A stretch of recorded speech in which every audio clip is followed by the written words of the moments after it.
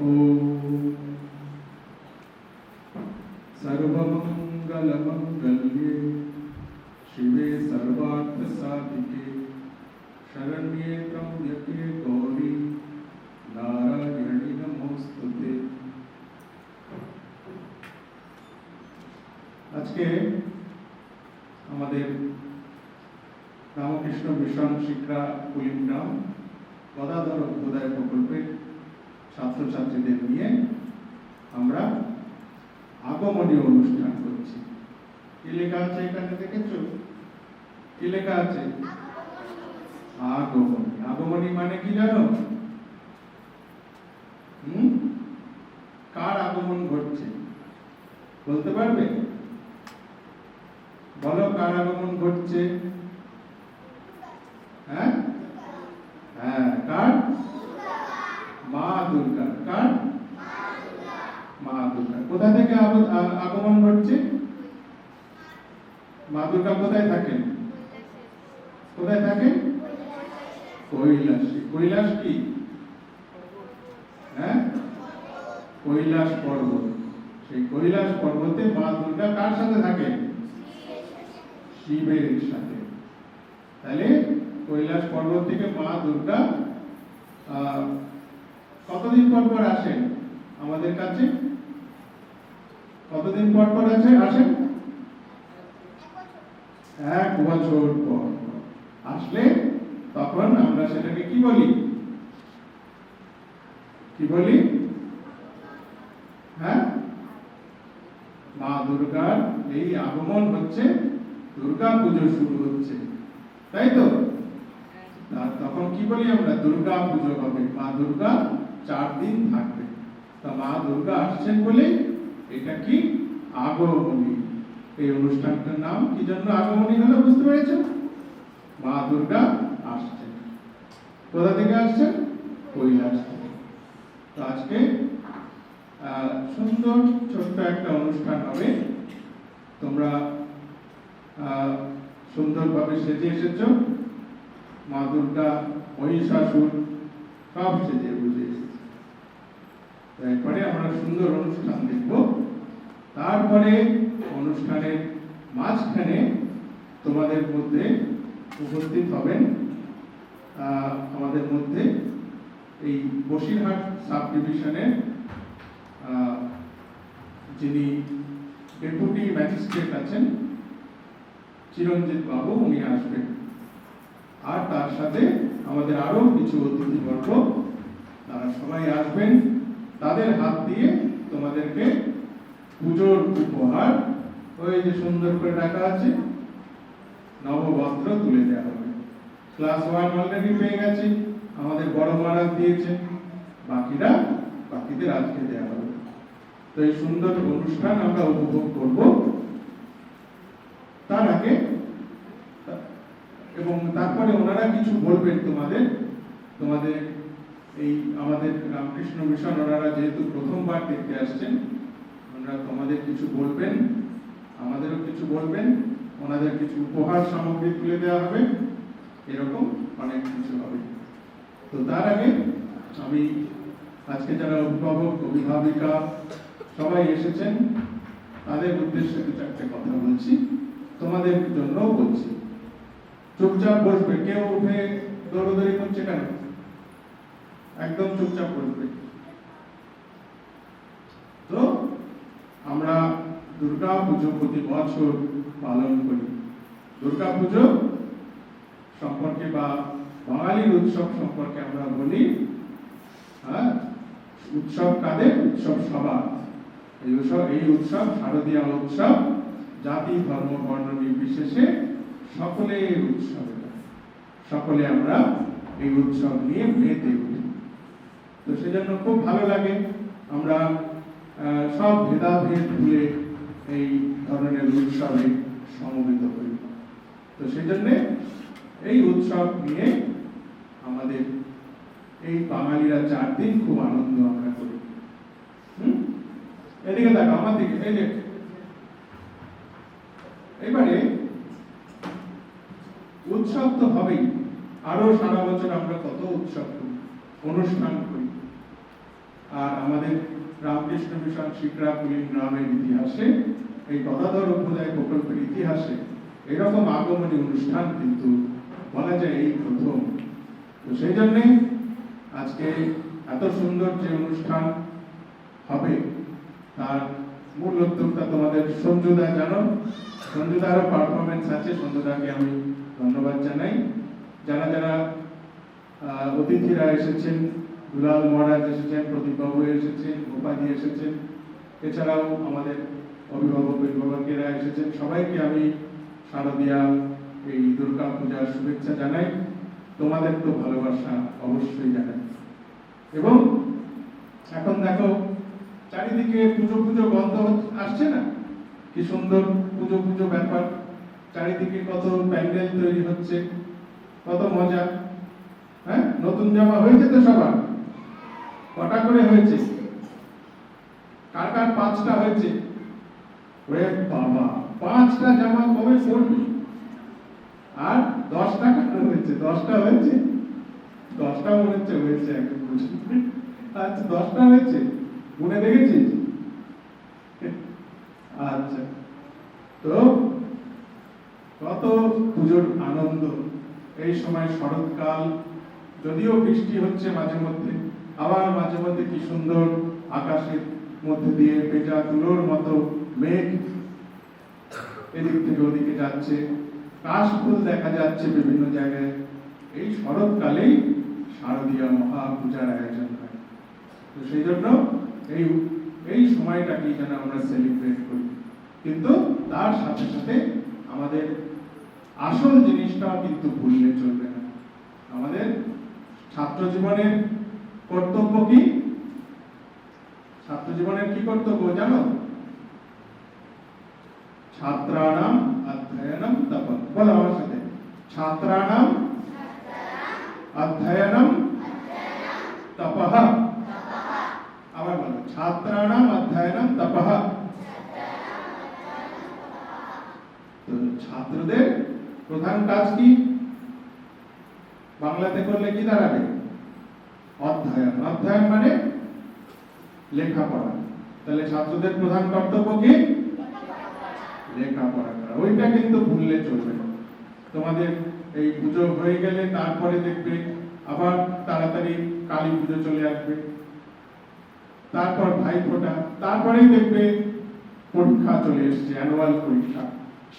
তো সেই পরীক্ষায় ভালো পড়াশোনা, ভালো ফলাফল করাটাও কিন্তু খুব দরকার। এখন তো আগে আমাদের সময় কি ছিল? আগে ছিল পরীক্ষা হতো সেই মার্চ মাসে, ফেব্রুয়ারি মার্চ মাসে।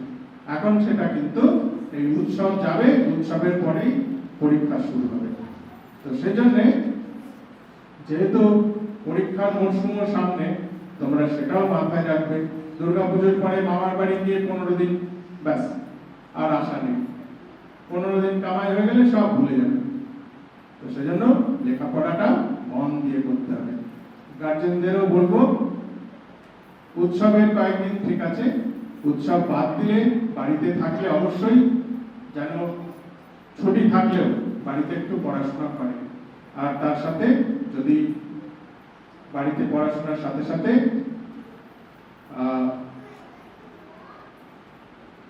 এখানে ক্লাস থাকলে এখানেও ক্লাসগুলো করবে। তার সাথে যে পুজোর জন্য শিক্ষকের একটু কাজ দেন, বাড়ির কাজ, সেইগুলো করবে। এই সব জিনিসগুলো কিন্তু মাথায় রাখবে। তারপরে অবসর সময় থাকলে কিন্তু হাতের লেখা করা, এইসব নামতা মুখস্থ করা। এখনো ক্লাস 4-5 এর ছেলে মেয়েরা ভালো করে নামতা বলতে পারে না, 10 পর্যন্ত নামতাও পারে না অনেকে। তো সেই নামতাগুলো ভালো করে মুখস্থ করা। নামতার জন্য বই দেওয়া হয়েছে ওদের সুন্দর সুন্দর, সেই বইগুলো কিন্তু ভালো করে মন দিয়ে পড়তে হবে। তো সেজন্য পড়াশোনাটা কিন্তু যেন কোনো রকমেই ঘাটতি না হয়। পুজোর আনন্দ হবে, তার সাথে এই কটা দিন পেরিয়ে গেলে পরীক্ষার জন্য পড়াশোনাটাও কিন্তু করতে হবে। মানে মনে থাকবে সবার। আর লেখাপড়া না করলে কিন্তু বড় হওয়া যাবে না।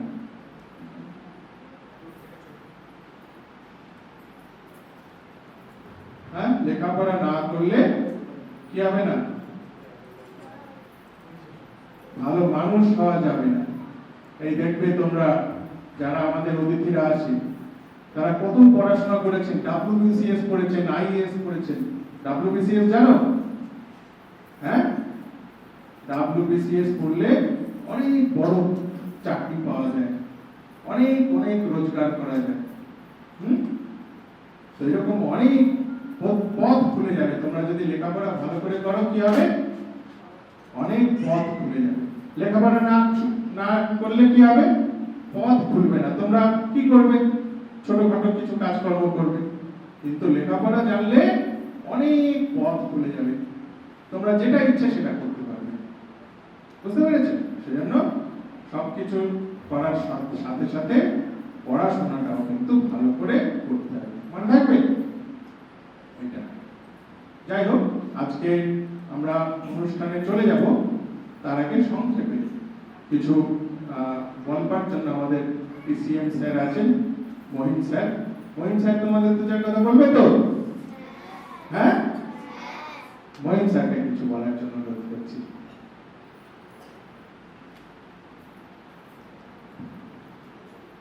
महाराज के प्रणाम। ओम नमः श्री अधिराजाय विवेकानंद सूरये सच्चित् सुख स्वरूपाय स्वामीने तापहारिणे स्वामीने तापहारिणे स्वामीने तापहारिणे। আজকে আমরা সবাই উপস্থিত হয়েছি কেন? আগমনী উৎসব উপলক্ষে, তাই না? আচ্ছা, আগমনী কি জিনিস? আগমনী কি? আগমনী বলতে বোঝায় আগমন, তাই তো? আগমন মানে কোনো এক জায়গা থেকে আরেক জায়গাতে আসা। মহারাজ বলছিলেন না, কৈলাস থেকে দেবী দুর্গা আসে বছরে একবার, তাই তো? তোমরা মামা বাড়ি যাও, বছরে একবার এই পূজার সময় সবাই যাও। এটার দুটো অর্থ আছে, তোমরা ছোটরা একটু সহজভাবে বোঝো। এটার একটা প্রথম অর্থ, আমাদের এটা সাংস্কৃতিক একটা অনুষ্ঠান, আমাদের ঐতিহ্য, আমাদের এটা পালন করতে হয়। কেন? কারণ এর মধ্যে দিয়ে আমাদের সমাজে জাগরণ হয়। আর 2 নাম্বার, আমরা আমাদের মেয়ে, যারা মেয়ে আছে বা মায়েরা আছে, তারা কি করে বলো? বছরে একবার বাবার বাড়িতে যায়, তাই না? যাই কি না? সবাই জিজ্ঞেস করে কোথায় যাচ্ছ? বলে আমি পূজা উপলক্ষে মায়ের বাড়িতে যাচ্ছি। আর মায়ের বাড়িতে সবাই কি বলে? মা বাবার বাড়িতে গেলে বলে আমার মেয়ের আগমন ঘটেছে, তাই না? তাহলে এখন আমাদের এই দেবী দুর্গা, মা দুর্গার আগমন উপলক্ষে আমরা কেন আগমন করছি? আমাদের তো আরো অনেক দেব দেবী বলো আর অন্যান্য বিশেষ অনুষ্ঠানই বলো, সবগুলোই তো আছে। তাহলে আমরা এই উৎসবটিকে বেশি গুরুত্ব কেন দিলাম? দেখো, মা দুর্গার কটা হাত গো? 10টা। আচ্ছা, ভুজ মানে কি? ভুজা 10 মানে কি? 10টা হাত, তাই না? এই মা দুর্গাকে আনা হয়, তোমরা যেমন দেখো শুধু পূজা, পূজা ছাড়াও একটি বিশেষ অর্থ আছে, কি জানো? দশভুজা যেমন 10টা হাত, তেমন মা দুর্গা আসেন আমাদের পৃথিবীতে 10টা অশুভ শক্তিকে দমন করতে। আমাদের পৃথিবীতে আসেন এই 10টা অশুভ শক্তিকে দমন করে শুভ শক্তির আবির্ভাব ঘটে পৃথিবীতে। আর এই শুভ শক্তির আবির্ভাব ঘটলে কি হবে? আমাদের জীবন উন্নত হবে এবং আমরা অনেক সমস্যা, অশুভ শক্তির হাত থেকে রেহাই পাব। তাহলে এই অশুভ শক্তিগুলো কি কি? অশুভ শক্তি দেখো, আমাদের 5টা জ্ঞানেন্দ্রিয় আছে, তোমরা পড়েছো না? চক্ষু, কর্ণ, নাসিকা, জিহ্বা, ত্বক, পড়েছো এগুলো? চোখ দিয়ে আমরা কি করি? বাইরে থেকে দেখে জ্ঞান আহরণ করি। কান দিয়ে কি করি? বাইরে থেকে শুনি, ভালো জিনিস খারাপ জিনিস সবকিছুই আমরা শুনি, তা থেকে আমাদের মধ্যে একটা জ্ঞান আহরণ হয়। আর নাক দিয়ে কি করি? গন্ধ পাই আমরা, তাই না? আর জিহ্বা দিয়ে কি করি? আমরা স্বাদ গ্রহণ করি, কোনোটা ভালো কোনোটা খারাপ। আর ত্বক, ত্বক দিয়ে কি করি? কোনো ভালো স্পর্শ বা কোনো খারাপ স্পর্শ আমরা জ্ঞান পাই। তাহলে এই 5টা আমাদের জ্ঞানেন্দ্রিয়, এই থেকে আমরা জ্ঞান আহরণ করি। তাহলে জ্ঞান আহরণ করলে আমাদের মধ্যে একটা বিচার ক্ষমতা আসে, তাই না? কোনটা ভালো কোনটা খারাপ তোমরা বুঝতে পারবে। তাহলে এই 5টা জ্ঞানেন্দ্রিয় দ্বারা আমরা খারাপ থেকে ভালোর দিকে আসার চেষ্টা করি, তাই তো? আর 5টা থাকে কর্মেন্দ্রিয়। কি কি? আমাদের হাত পা মুখ, তাই না? এইগুলো দিয়ে আমরা কাজ করি। এই সমস্ত আমাদের জ্ঞানেন্দ্রিয় এবং কর্মেন্দ্রিয় মোট 10টা আছে। এই 10টা দিক দিয়ে আমরা অনেকে ভালো হতে পারি, আবার আমরা চাইলে খারাপও হতে পারি। কেউ যদি নিজের মুখকে ধরো নিজের মুখে নিয়ন্ত্রণ, সে সব সময় নোংরা জিনিস খারাপ জিনিস নেশার জিনিস খেতে থাকছে, বাবা মাকে শ্রদ্ধা করছে না, তাহলে তাকে কি আমরা ভালো বলবো? তাকে আমরা ভালো বলতে পারবো না। কেন পারবো না? কারণ সে যে আচার আচরণ করছে মুখের দ্বারা সেটা ভালো হচ্ছে না। আমরা হাত দিয়ে যাকে পারছি তাকে মারতে থাকছি, কারোর সঙ্গে খারাপ ব্যবহার করছি, তাহলে কি আমার আচরণ ভালো হবে? সেটাও ভালো হবে না। তাহলে আমাদের জ্ঞানেন্দ্রিয় দিয়ে আমরা যে জ্ঞান আহরণ করলাম সেই জ্ঞানের উপর ভিত্তি করে আমরা আমাদের জীবন পরিচালনা করি। তাহলে কি হলো? মা দুর্গার 10 হাত, ওই 10 হাত দিয়ে মা আমাদের এই যে আমাদের যে অশুভ শক্তি বা যে অশুভ আচরণগুলো আমরা আহরণ করছিলাম সেটা মা দমন করছে। তাহলে মা দুর্গার হাত তো এই হলো। তাহলে মা দুর্গাটা কি? আচ্ছা, আমাদের দেখো এই হাত পা চোখ কান নাক এই 10টা ইন্দ্রিয় পরিচালনা কে করছে বলো তো? আমাদের মন, তাই না? আমাদের মনই পরিচালনা করে তো। আমার মনে হলো আমি খেলতে চলে গেলাম, পড়লাম না। আমার মনে হলো আজকে ইউনিটে যাবো না, পড়বো না। তাহলে আমাদের মন আমাদের কোন দিকে নিয়ে যাচ্ছে? ভালোর দিকে না খারাপের দিকে? তাহলে আমাদের মন আমাদের পরিচালনা করছে। এই মনই হলো মা দুর্গার স্বরূপ। আমরা যদি আমাদের মনকে সেই রকম শুদ্ধ রূপে জীবনে বড় করার চেষ্টা করি তাহলে দেখবে তোমরা সমস্ত অবস্থায় জীবনের সমস্ত ক্ষেত্রে এই মনই তোমাদের সঠিকভাবে পরিচালনা করবে। তাহলে কি করতে হবে? আমাদের মনটাকে সুস্থ সবল এবং শুদ্ধভাবে গড়ে তুলতে হবে। এই গড়ে তুলতে গেলে কি করতে হবে? ভালো সংস্কারের মধ্যে দিয়ে যেতে হবে। সংস্কার কি করে তৈরি হয়? আমরা যে চিন্তা করছি সেটা তো আমাদের কাজ হচ্ছে, তাই না? আমরা আজকে চিন্তা করলাম আমরা স্কুলে পড়তে যাব, তারপরে আমরা স্কুলে পড়তে চলে আসি, তাহলে এটা কাজ হয়ে গেল। এই কাজ তুমি যখন প্রত্যেকদিন আসছো স্কুলে, তখন এই প্রত্যেকদিন আসতে আসতে এটা তোমার অভ্যেস হয়ে যায়। আর এই অভ্যেস যখন দীর্ঘদিন ধরে তুমি পরিচালিত করো তখন এটা তোমার চরিত্র হয়ে যায়। আর তুমি যখন দীর্ঘদিন এই চরিত্র পরিচালিত করো, একটা দীর্ঘদিন একটা সুষ্ঠু ভালো অভ্যেসের মধ্যে দিয়ে যেতে থাকো, তখন সেটা তোমার সংস্কারে চলে যায়। আর এই যে সংস্কার তোমার মধ্যে তৈরি হয়ে গেল, তখন তুমি চাইলেও আর খারাপ করতে পারবে না। তখন তুমি ভালো না চাইলেও তোমাকে ভালো হতে হবে। তাহলে আমরা প্রথমে এই মায়ের আদর্শ দিয়ে, দশভুজা মায়ের আদর্শ দিয়ে আমরা আমাদের জীবনটাকে সঠিকভাবে পরিচালিত করতে পারি। তাহলে এই দশভুজা মায়ের আগমনের বিশেষ অর্থ আমরা বুঝতে পারলাম। দশভুজা মায়ের বিশেষ আগমন আমরা নিজেদের জীবনে উন্নত করার জন্য এবং আমাদের জীবন গঠন করার জন্য আদর্শ হিসেবে গ্রহণ করতে পারি। আর দ্বিতীয় কি বললাম? আমাদের যে সংস্কৃতি এবং আমাদের জীবন গঠন এবং আমাদের সকলকে শ্রদ্ধা এবং সকলকে সম্মান করা, তার একটা আদর্শ আমরা আমাদের জীবনে নিতে পারি। তাহলে মা দুর্গা, মা কথা কি? আমরা সবাই মাকে ভালোবাসি তো, বাসি কিনা? মাকে যখন ভালোবাসি তাহলে মায়ের প্রতি সবাই শ্রদ্ধা করবো, সম্মান করবো। তেমনি আজকে মা দুর্গার আগমনী উৎসবে আমরা সবাই আমরা নিজেদের মধ্যে একটা প্রতিজ্ঞা করবো কি? আমরা বাড়িতে গিয়ে বাবা মায়ের কথা শুনে চলবো, গুরুজনদের শ্রদ্ধা করবো এবং আমাদের জীবন গঠনের জন্য যে ভালো কিছু, সে ভালো কিছু আমরা নির্বিঘ্নে গ্রহণ করবো এবং জীবনকে পরিচালিত করব। তাহলে আমাদের শিক্ষাক্ষেত্রে মা দুর্গার আগমনের বিশেষ উদ্দেশ্য আছে, তাই না? সেটা আমরা সবাই বুঝতে পারলাম। আমরা এটা জীবনে গ্রহণ করব। আর আজকে এই বিশেষ অনুষ্ঠান কেন? এই বিশেষ অনুষ্ঠান আমাদের জীবনে একটা উৎসাহের ইঙ্গিত দেয়। মহারাজ বলছিলেন না, আমরা যদি জ্ঞান না পাই, আমরা যদি সঠিক জ্ঞান আহরণ না করি, তাহলে আমরা অন্ধকারে থেকে যাব। দেখেছো, একটা ঘরের মধ্যে যদি দরজা জানলা বন্ধ করে আমরা বসে থাকি, আমরা কি জানতে পারবো বাইরে কি হচ্ছে? পারবো না। তাহলে বাইরে কি হচ্ছে আমরা যদি জানতে চাই, তাহলে বাইরের জগৎ কত বৃহৎ আমরা যদি জানতে চাই, আমাদের কিন্তু বাইরে যেতে হবে, বাইরের সম্পর্কে আমাদের জ্ঞান আহরণ করতে হবে, তাই নাকি? তো সেই রকম এই পড়াশোনা আমাদের সব থেকে ভালো বন্ধু, তাই কি? আমরা যদি পড়াশোনা ভালো করে না করি, তাহলে আমরা জগতের জ্ঞান লাভ করতে পারবো না। আর বাইরের জগতের জ্ঞান যদি আমি লাভ না করতে পারি, তাহলে আমি বাইরে গিয়ে বাইরের যে ভালো কিছু সেগুলো আমি আমার জীবনে প্রয়োগ করতে পারবো না। তাহলে লেখাপড়া না শিখলে কি হবে? ওই অন্ধকার ঘরের মধ্যে নিজেকে আবদ্ধ করে রাখার মতো বন্ধ করে রাখতে হবে। আর যদি বাইরের জগৎ সম্পর্কে আমাকে জানতে হয়, নিজের জীবনটা গঠন করতে হয়, তাহলে আমাকে মনের দরজা খুলতে হবে, বাইরের জ্ঞানের কিরণ আমার মনে আসতে দিতে হবে।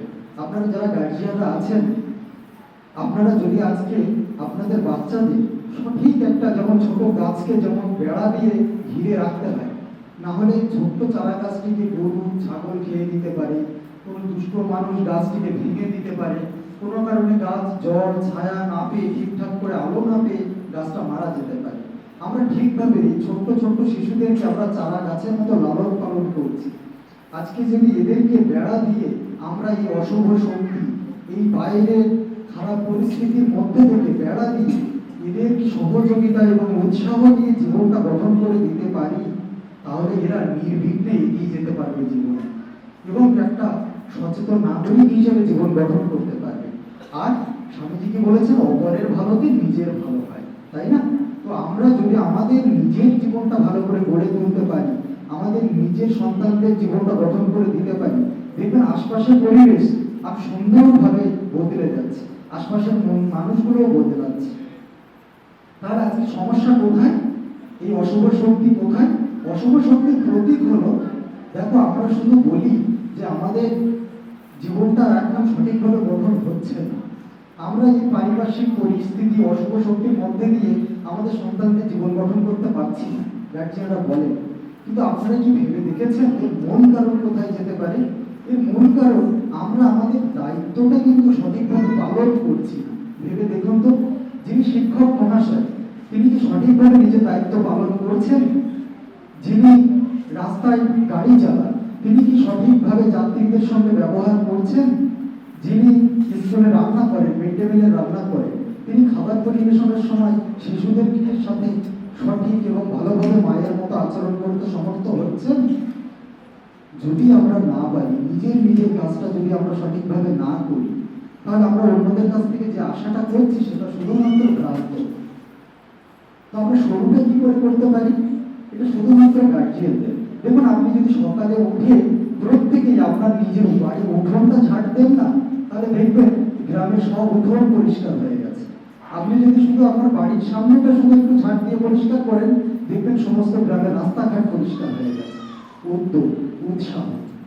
এখন যদি আপনার বাচ্চা দেখে যে আপনি প্রতিনিয়ত পরিষ্কার পরিচ্ছন্ন থাকেন, আপনি নিজের জীবনটা সঠিকভাবে পালন করছেন, আপনারা স্বামী স্ত্রীর মধ্যে ঝগড়াঝাটি বাচ্চাদের সামনে করেন না, বাচ্চাদেরকে নিরুৎসাহ, তোর দ্বারা হবে না, তুই পারবি না, এই সমস্ত কথা না বলে তাদেরকে উৎসাহ দিন, দেখবেন বাচ্চাদের মধ্যে একটা বড় হওয়ার আকাঙ্ক্ষা জন্মাবে।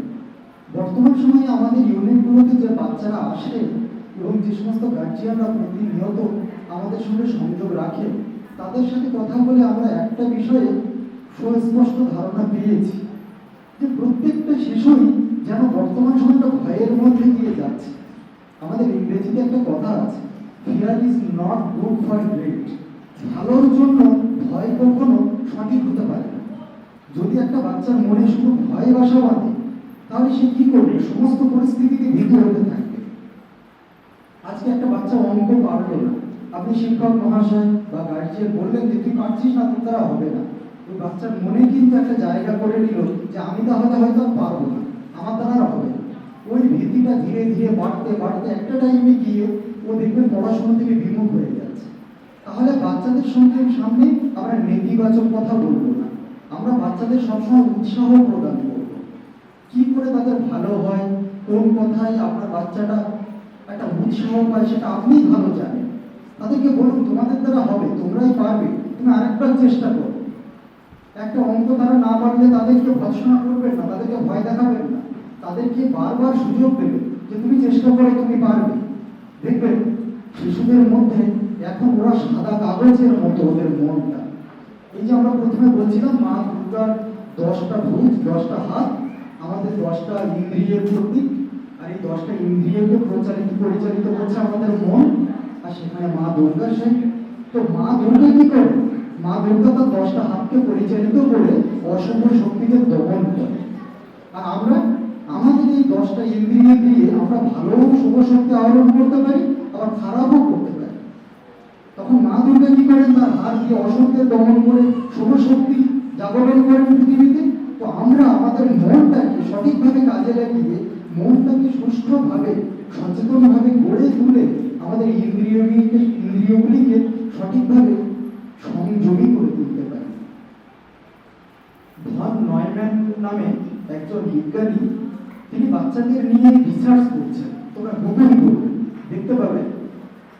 সেখানে তিনি বলছেন অনেক ছোট ছোট বাচ্চাদের নিয়ে তিনি রিসার্চ শুরু করেছিলেন। আপনারা যারা অভিভাবকরা আছেন তারা ভালো করে বুঝবেন।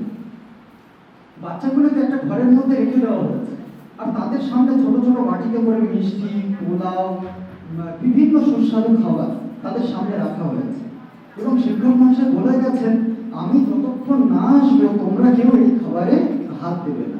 তিনি বাইরে বেরিয়ে গেলেন শিক্ষক মহাশয়। ক্যামেরা চলছে, ক্যামেরায় দূর থেকে তিনি অবজার্ভ করছেন তাদের বাচ্চাগুলো কি করছে। তো সেক্ষেত্রে ভন নয়ম্যান সাহেব লক্ষ্য করছেন কোনো বাচ্চা বলছে এই স্যার না আসা পর্যন্ত খাবারটা স্পর্শ করবো না, আমরা স্যার এসে আমাদের দেবে আমরা খাবো। কেউ বলছে স্যার আস্তে আস্তে খাবারটা নষ্ট হয়ে যাবে, চল আমরা ভাগ করে খেয়ে দিই। আবার কেউ বলছে খাবারের দিকে এগিয়ে যাচ্ছে, এগিয়ে গিয়ে একটু আঙুল দিয়ে টেস্ট করছে, ওরা আবার চলে আসছে। আবার কোনো বাচ্চা গিয়ে একটা বাটি নিয়ে নিজের ব্যাগের মধ্যে ঢুকিয়ে ফেলেছে। আবার কোনো বাচ্চা কোনো কিছু সংকোচ না করে খেতে শুরু করেছে। তাদের নিয়ে রিসার্চটা এখনো চলছে, এটা টোটাল 10 জেনারেশন নিয়ে রিসার্চটা চলছে। তো সেক্ষেত্রে ভন নয়ম্যান সাহেব এদেরকে নিয়ে রিসার্চ করে সেলফ স্টিম নামে ধারণা দিয়েছিলেন। যেমন সেই ধারণার ব্যাখ্যা অন্যদিন আমরা আলোচনা করবো, যেটা আমাদের জীবনে লাগবে। কিন্তু তিনি কি দেখলেন? দেখা গেল এখান থেকে বহু বছর আগে এই যে পরীক্ষাটা শুরু হয়েছিল, আর সেই মানুষ, সেই বিজ্ঞানী হয়তো নেই, তারপরে অন্যান্য বিজ্ঞানীরা এসেছে, তারপরে জেনারেশন এসেছে, ছাত্ররাও সেইভাবে বাড়ছে, কিন্তু প্রত্যেকের দিকে দৃষ্টি রাখা হয়েছে। দেখা গেছে যে বাচ্চারা সংযমী ছিল, যারা বলেছিল না স্যার আসেনি আমি এখন খাবো না, স্যারের কথাটা আমার মনে রাখতে হবে, চুপ করে বসেছিল, যারা নিজেদেরকে সংযমী রাখতে পেরেছিল তারা আজকে নিজেদের জীবনটা সঠিকভাবে গড়ে তুলতে পেরেছে, তারা সঠিকভাবে জীবনে প্রতিষ্ঠিত হয়েছে, তারা ভালো মানুষ হয়ে উঠেছে।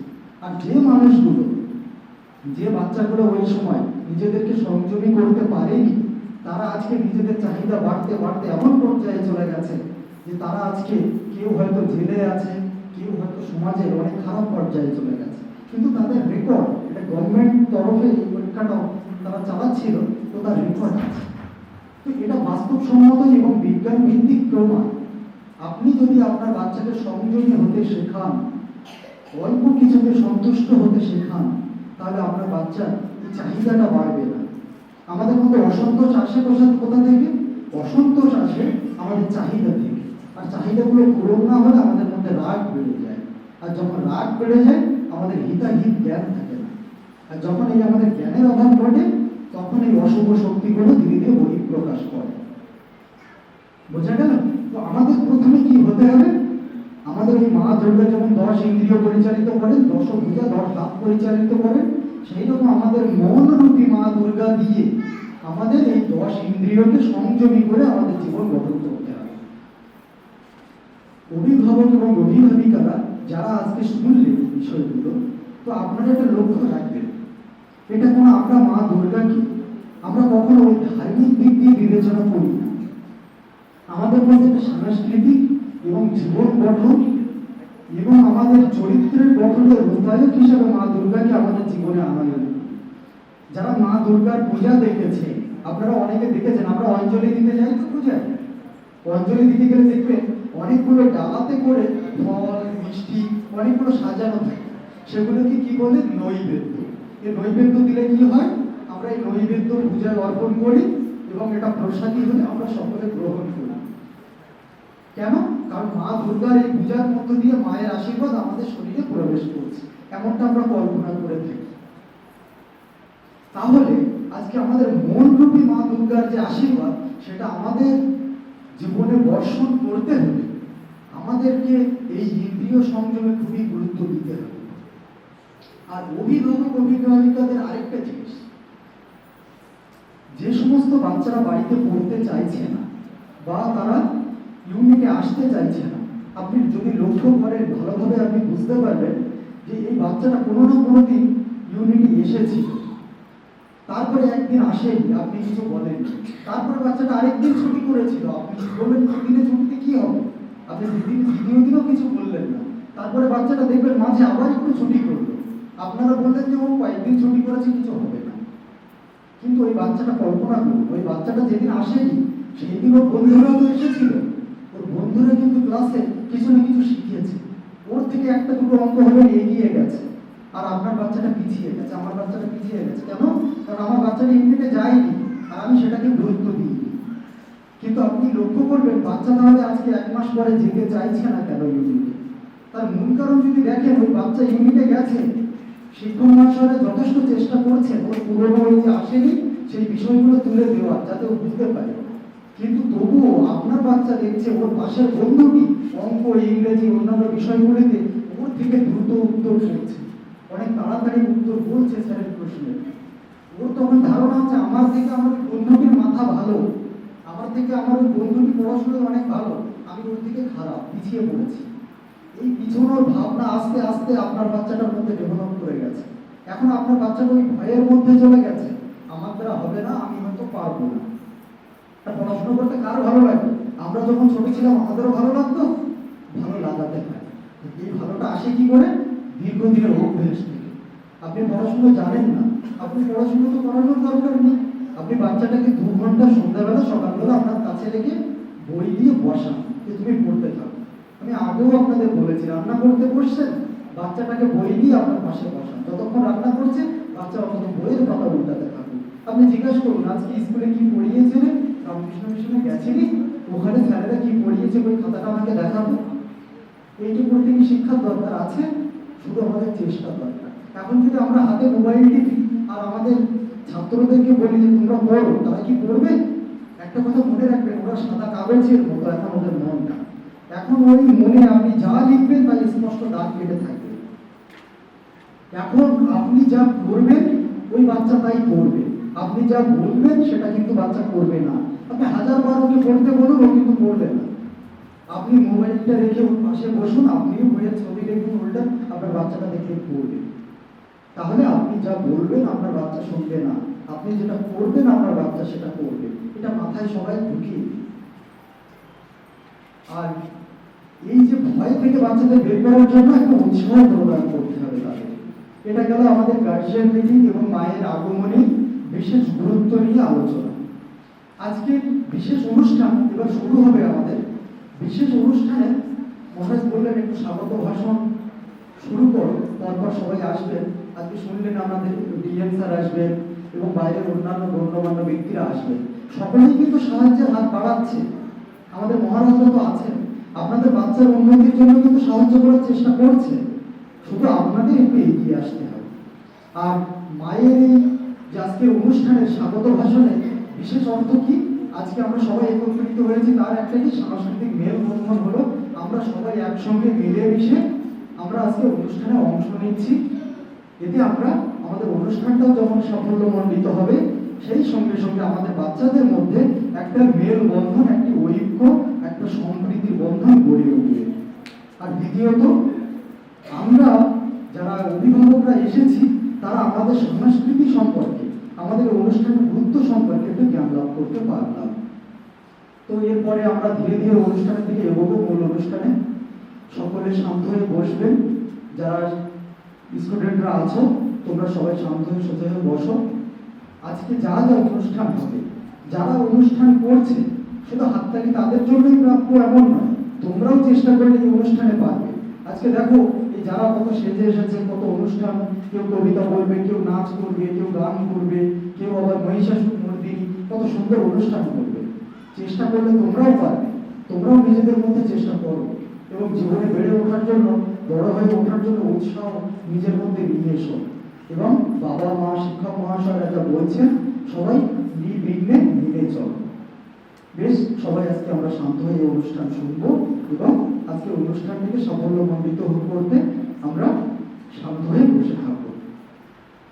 বেশ, আজকে এই পর্যন্ত। ঠাকুরমা স্বামীজির আদর্শ আশীর্বাদ সকলের উপর বর্ষিত হোক। সবাই সুন্দর জীবন গঠনের দিকে এগিয়ে যেতে পারি, ঠাকুরের কাছে এই প্রার্থনা। সকলে সুস্থ থাকুন, ভালো থাকুন।